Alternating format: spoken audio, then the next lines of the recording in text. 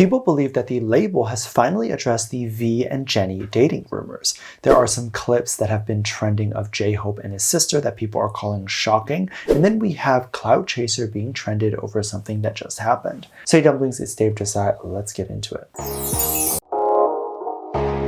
So recently, if you are unaware, V got mentioned during a show, and it was in a way where people were not too happy about it. There was a show where Nayeon was part of, and it's a bit of a variety show type of thing, and as I understand it, the premise of the show is that the main guest welcomes someone else. So in this case, Nayeon is the main guest, welcomes someone who is maybe an actor or a celebrity, and she has to guess who they are. I believe both people are not in the same room together, and they chat via an iPad where they message each other. The other person who was in the show was Park Hyun-sik. He is part of the Wooga squad. So when Nayeon asked who his actor friends were, or if he was an actor himself, or any of these types of questions, Hyun-sik struggled to answer some of these questions because he felt like it would give away who he was if he just said that. Finally, he ended up saying it, and he mentioned a bunch of other actors alongside V. It seemed right after V was mentioned, Nayeon jumped at the opportunity to say, "Oh my god, I would love to be his friend too." Of course, I think most of us probably are aware or could understand what would happen next and what the community would think of something like this. Just the fact that there is a pretty girl saying that they want to be associated with the BTS members, there is going to be a lot of people who are not happy about this at all. So many people ended up saying that Nayeon was a clout chaser and that the only reason why she is saying this was because she wanted attention, while others of course shared her sentiment and said that they would want to be friends with V too. Now, going back to this idea of clout chasing, which I think people are definitely misinformed about, I think it's perfectly okay to want to hang out or be with someone who might be at a further point than you are. That is how you learn, and that is how you grow if you surround yourself with people who are potentially better than you. I personally only want to surround myself with people who have the same mindset as me, who want to grow and who want to work really hard and have a really nice life. And this, of course, encourages me to do the same, and it pushes you to do the same. So even on days that you might not feel as motivated, you still put in the effort because everyone around you is putting in that effort. The idea of you being the makeup of the 5 people who are closest to you is absolutely a true thing. And if you're noticing that you're holding back or you feel like you're not progressing as much in life, one of the reasons could just be that the people around you are maybe not the best fit for you. With that said, it makes sense why someone would want to be friends with V and just be friends with V. There doesn't have to be an ulterior motive where Nayeon is looking to have a relationship with him, other than the fact that she feels like it would be cool to have a friend that maybe is as successful as V and someone that she can learn something from. Having more friends that are more successful also serves as having a mentor. And so there are plenty of reasons why someone would want to be friends with someone successful. I personally would love to see them work on something together, or even just catch up and have lunch together, where they can talk about business or whatever they would want to. And I think that they should have a right to do that without backlash. I mean, for instance, a lot of people were also very excited or shocked to see that Jhope was recently on a show, and he was introducing his very successful sister. So bottom line is, a girl is allowed to be in proximity with the BTS members. The girl just has to have no interest in being with the members sexually. But why do we automatically assume that everyone is sexually attracted to the boys? Jhope was recently on a show called I Live Alone, and I believe he was the one that said that he really wanted to do this show, and he was hoping to do it after he came back from the military. And lo and behold, he definitely did. I believe he did an episode already, and then there was a teaser that came out where people believed his sister actually made a bit of a cameo. His sister is someone that maybe is a little bit more shrouded in mystery within the BTS community. I don't know exactly when her first appearance ever was, but the BTS community was able to sniff her out and knew immediately who the family members were, and she was one of the first ones who was a public figure herself and was okay with being sniffed out, I guess. She was a very successful entrepreneur herself, and she has a clothing shop. She's also a very popular influencer online, and she's just wildly successful in her own sense. If Jhope was not successful, she would be the one that was bringing in millions of dollars, and I love that.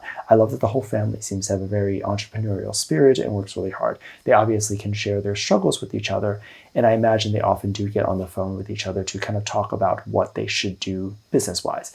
Jhope obviously being on the show is very good because he wanted to be on the show, but of course him being on the show in general pushes him and pushes his music, pushes any unsold concert tickets. if there are any, and it definitely pushes more sales to his music and streams. However, for her, it definitely pushes something very different. It pushes people to check on her social media page, which might push them to her shop or her store, or just watch her videos and she would make some money from that.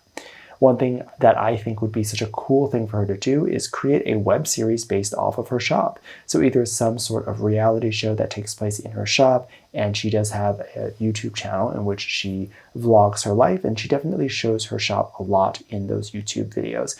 But it would be a different thing if it was like an actual show. She obviously could leverage her connections with her brother and be able to get the show potentially on some Korean networks and have the show be aired as a TV thing and really push her shop. That is something that I would do or try to do if I was in her position. Obviously, I don't have a shop. Some people were very excited to see both of them together, as we haven't really seen them both talk, I don't think. I think there are some videos on Jhope Sister's YouTube channel in which we see them chat with each other briefly, but that's it. And of course, sometimes showing more of your life and what you do is a good way to attract more customers. And that's why a lot of influencers find a lot of success with opening their own shop. Labels also like to take advantage of this, as they believe showcasing these celebrities' life would make them have more music sales. It definitely does not always translate, but sometimes it does. One of the things that I would definitely be curious about was the Jennie and V dating rumor. Now, regardless of whether they were actually dating or not, the fact of the matter is there was this huge rumor where both of their names were brought up. Around that time, I would definitely not be surprised if there was a huge uptick in the web searches for both of their names. I don't know if that necessarily translates over to sales. Now, if you don't know exactly what happened with both of them, they both were allegedly seen and videoed by a paparazzi, where they were walking by a river walk in Paris. This was one of the most famous areas, and it was also believed that they were both walking with their managers. So it was hard to deny that it was them.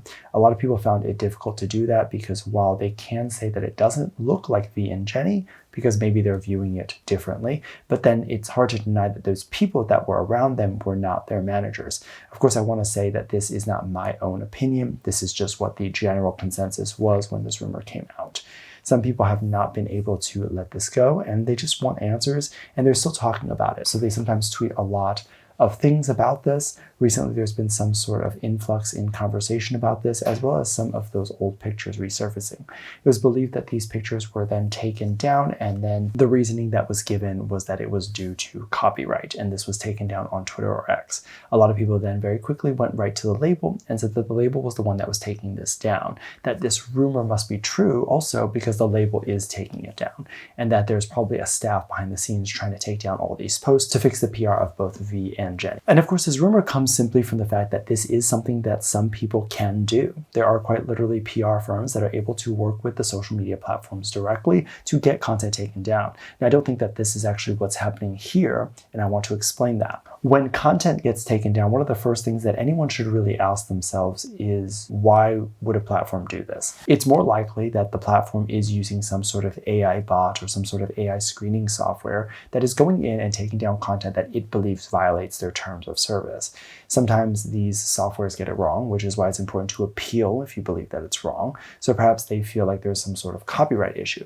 The other important thing to note is if it is the video or photo of the Riverwalk that was being taken down, then it cannot be a copyright issue with the label because the label did not record that video. The intellectual property of that content actually goes to the photographer or the paparazzi that took the video. So it's probably more likely that they would have been the one that took action and started this copyright thing rather than the label. And I'm not saying that they did that, but all I'm saying is that it's absolutely ridiculous to blame the label for this. And people were really upset and they were attacking the label and saying things. And I think simply just thinking about it a little bit more would make you realize that it likely would not be the label. Let me know what you think. Make sure to check out Patreon for more videos. Link down below. Thank you to this lovely comment right here. Love you. Bye.